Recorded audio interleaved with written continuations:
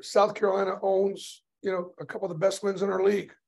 The win over Clemson and a win at Kentucky. And, really with the exception of maybe, the home loss to Ole Miss, been right there. So, we obviously respected our opponent, played well early, which you have to do. Our starters did a really good job. Give South Carolina credit. They never quit. They scored 44 points against what's been a pretty good offensive defense. Our defense wasn't very good, but give South Carolina credit. Gigi and I know each other from the recruiting time, and had he not reclassified, I think Auburn was going to be an option for him. And so, great kid, great family, happy for him that he played well. But proud of our guys, with the exception of maybe at Georgia, which is not an easy place, right? Our guys have, take care of business, and it's 3 road wins so far for us. We all recognize, though, that the schedule toughens starting next week. I'm going to take some Zoom questions first. This is for Johni. Was opening 2 dunks. How big were they to get you and this team jump started today? It was good. I'll speak first about the team. We like to start off early and put the pressure on them. We worked on those looks in practice, and it was good to see those looks go in. And then from my standpoint, I've had a couple rough games, so it was good to just get going early. Coach make a good play calls to get me going. And 46 points in the paint. What was it about their defense inside that allowed you guys to succeed? Leading coming into the game, we knew that a lot of play was going to work for the short rolls and the late at the rim. So that's what we did. You saw Wynn have 13, 12 assists. He was doing a great job passing the ball and looking guys off and making the right play. And lastly, for John Zoom, how much of the boost the entire team's confidence when Wendell was seeing the floor like that you mentioned, and just good passes keep coming your way? It boosted the whole team confidence. He had 12 assists. Wynn is a special point guard. Everybody knows he can score, but I think his passing is a little bit underrated, and he proved tonight.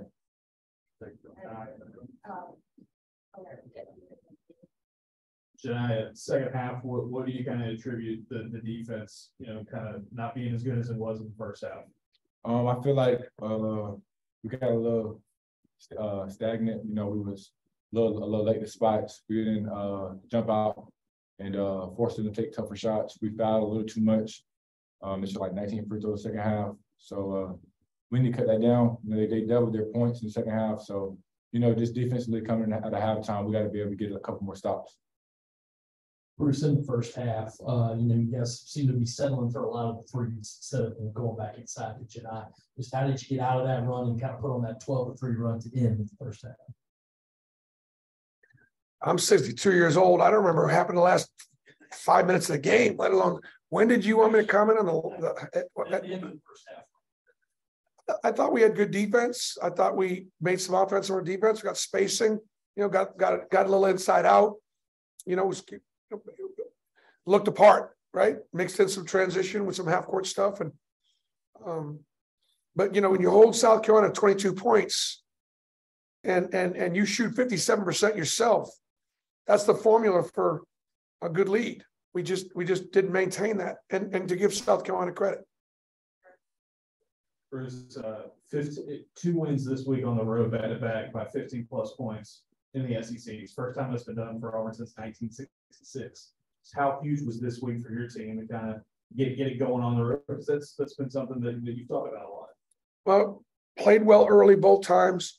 I honestly think the experience of Chennai's 3rd year, Al's 4th year, Jalen's 4th year, Zep's 7th year. And don't underestimate the importance of a guy like Zep Jasper, and Zep just plays such great defense and is so unselfish and defends without fouling, picked up a big charge early. He makes us better. And then him out there on the floor, it's more for him and more for Al and more for Wendell, more for Jalen.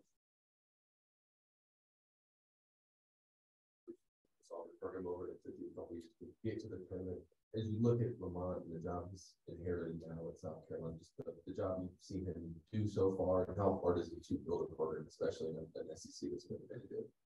It's hard in this league, you know, because just look up and down the league. There's so many great coaches and great staffs, guys that are working really hard. And it was you like the thing I would resonate with me is, you know, he's got a couple of huge wins. He'll get a couple more, and that's something you can hang your hat on. You know, for me, my first year, we beat Xavier in a non-conference game we never, ever should have. We go to the SEC tournament and win 3 games and wind up playing on a Saturday with a team that really was almost a junior varsity club. The second year, we weren't that good. Weren't very good the second year, but we did beat Kentucky. We did it. We had a couple of big, kids were, and then by year 3, we finally won like 18 or so, and you could just sort of tell it took us a few years. And so folks need to stay patient. He's got a great staff. He does a great job. Obviously, he's able to recruit and really good person. And he's got a great background, great coaching family tree. A couple on the Zoom for Coach. How did you like the response the team had once South Carolina got it within 10 in that second half? It was a good response. You know, Wendell had a lot to do with it, making shots, making plays. I thought the play of Alan Flanagan will go tremendously unnoticed. Like Al was once again our best defensive rebounder. Al was once again our best defender. He hardly ever got stuck, and he continues to just stay patient offensively, and unselfish. I mean, he plays again without a turnover.